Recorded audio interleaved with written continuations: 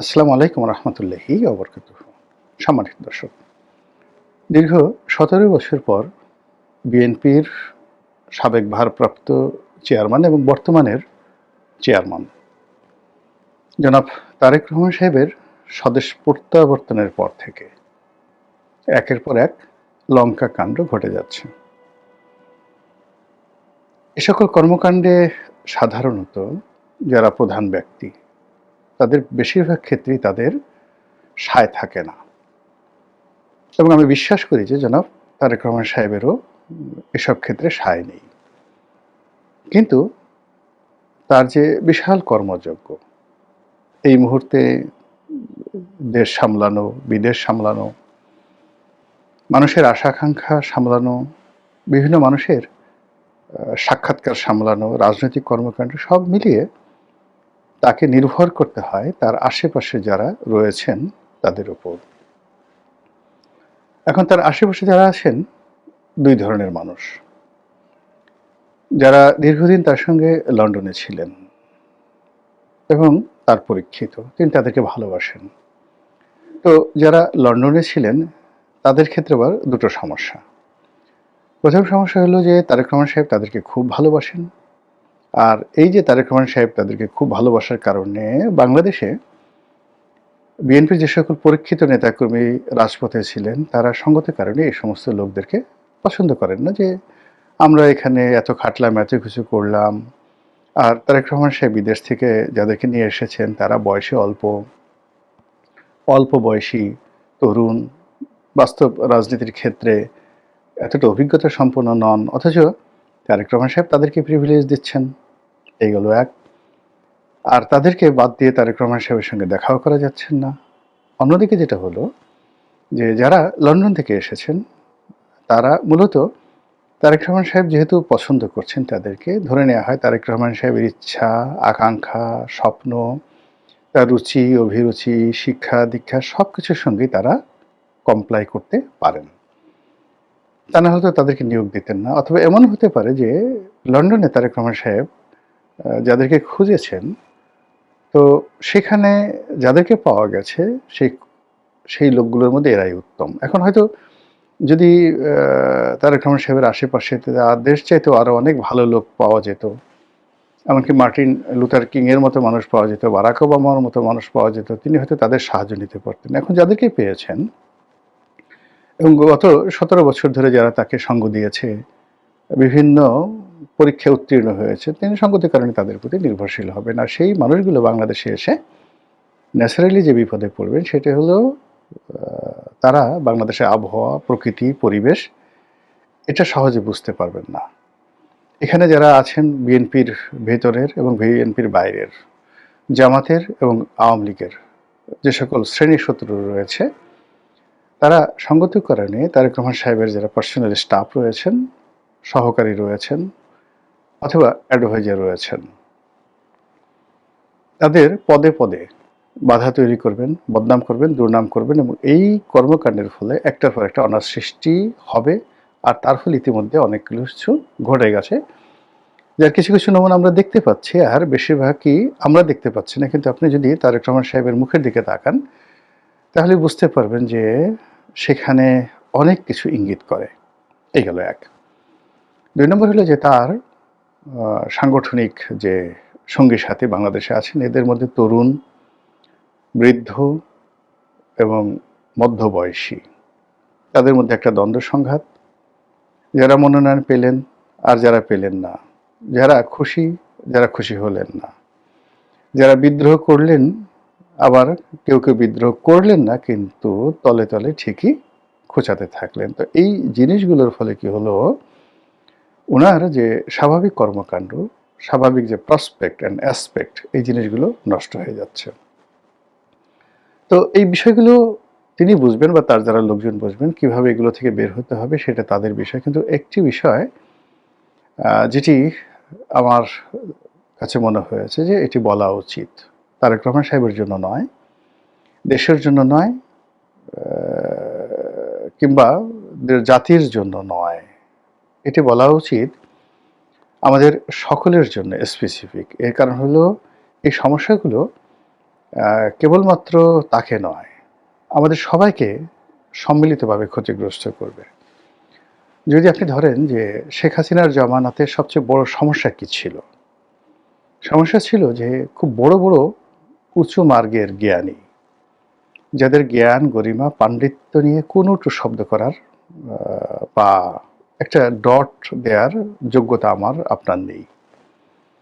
এরা কেউ কবি, কেউ সাহিত্যিক, কেউ সাংবাদিক, কেউ অধ্যাপক, কেউ ভাইস চ্যান্সেলর, স্ব ক্ষেত্রে তারা দেশের সেরা মানুষ।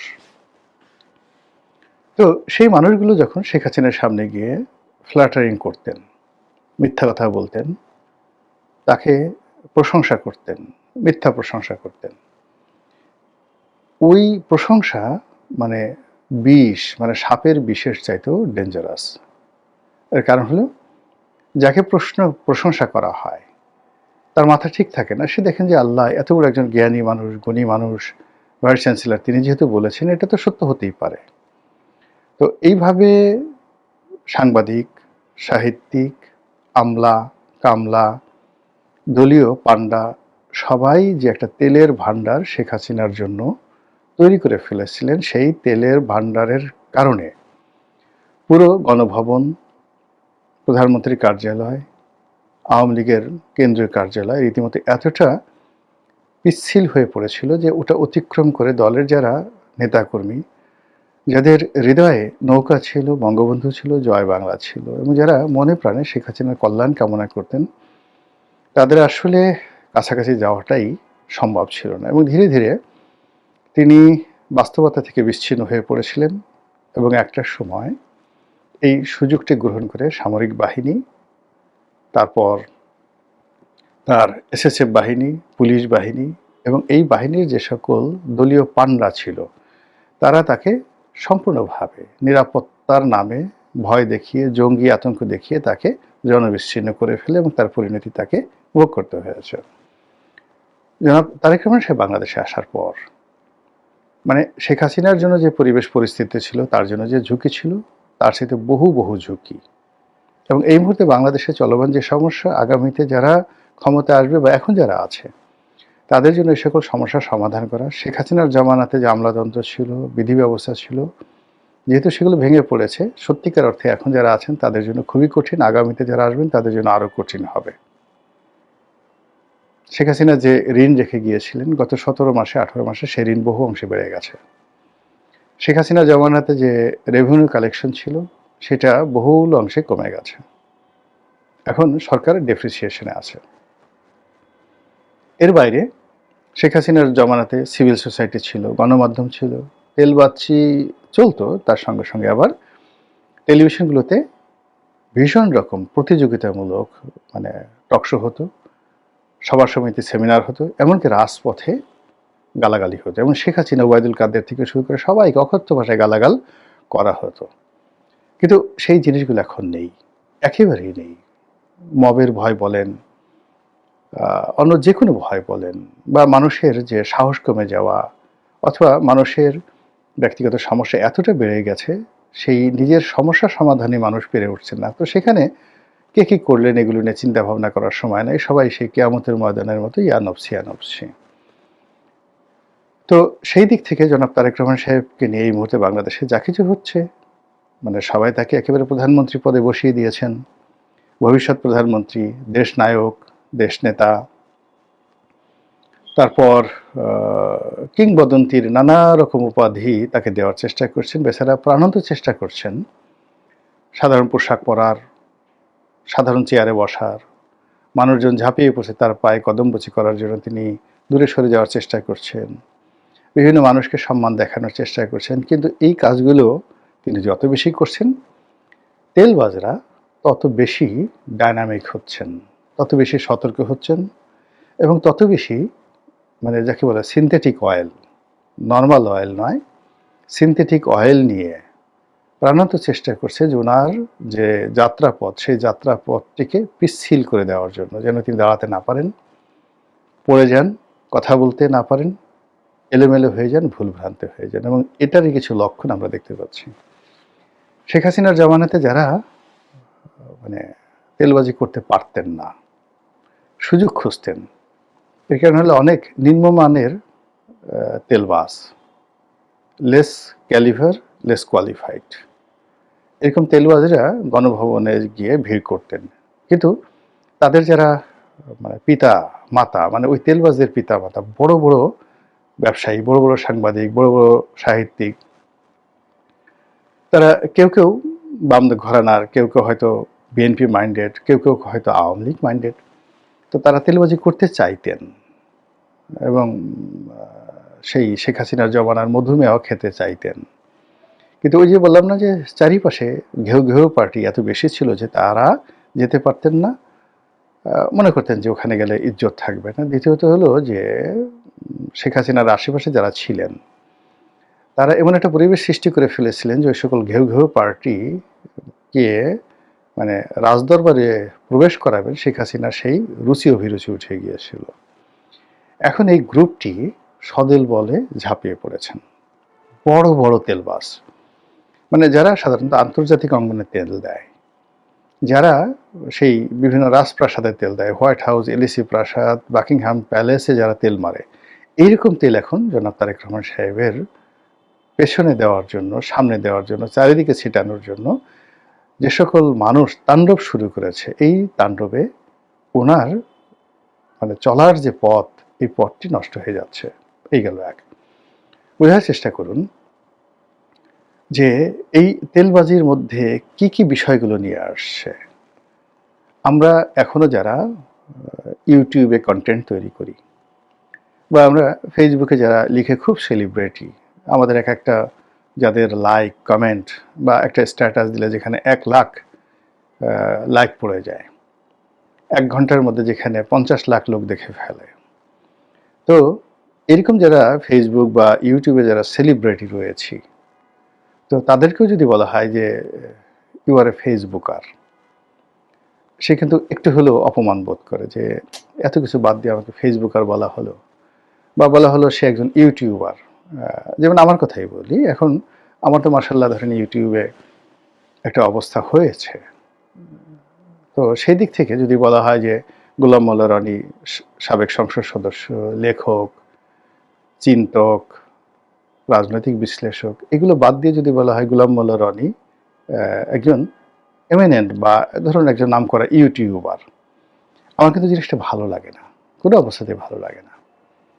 ইভেন মার্ক জাকারবার্গ, যিনি মেটার প্রধান, ইউটিউব মানে ইসের জনক যাকে বলা হয় ফেসবুকের জনক, তাকেও যদি ফেসবুকার বলা হয় তিনি ইনসাল্ট ফিল করেন এবং তিনি এখন ফেসবুক নিয়ে খুবই আনহ্যাপি, ভীষণ রকম আনহ্যাপি। যেভাবে আলফ্রেড নোবেল তার ডিনামাইট নিয়ে আনহ্যাপি ছিলেন, সেরকম তিনি আনহ্যাপি।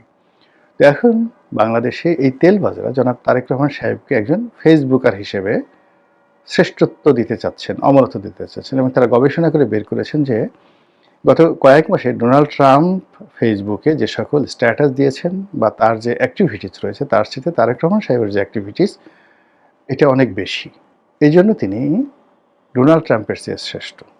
বলেন তো, দুনিয়াতে কি তেল দেওয়ার আর কোনো শব্দ ছিল না, আর কোনো ভাষা ছিল না, আর কোনো সেক্টর ও উপসেক্টর ছিল না? এই জিনিসগুলো তারা শুরু করেছে। আরেকটি দেখলাম যে জরিপ করে কারা যেন বের করেছে যে সর্বকালের সৎ যারা শাসক, তাদের মধ্যে 1 নম্বর হলো জিয়াউর রহমান সাহেব। ভালো কথা, জিয়াউর রহমান সাহেব সততা ছিলেন, এটা জরিপ করার কি আছে? আর এখন জিয়াউর রহমান সাহেবের সততার জরিপ এখন করতে হবে কেন? যেটা ইতিহাসে প্রমাণিত হয়ে গেছে যে তিনি একজন সৎ মানুষ, সেটি এখন এই দালালরা, ফড়িয়ারা বের করেছে। এবং এটা শেখ হাসিনা জামানাতে ছিল। তিনি পৃথিবীর 3 নম্বর সৎ প্রধানমন্ত্রী, তিনি পৃথিবীর 2 নম্বর পরিশ্রমী প্রধানমন্ত্রী।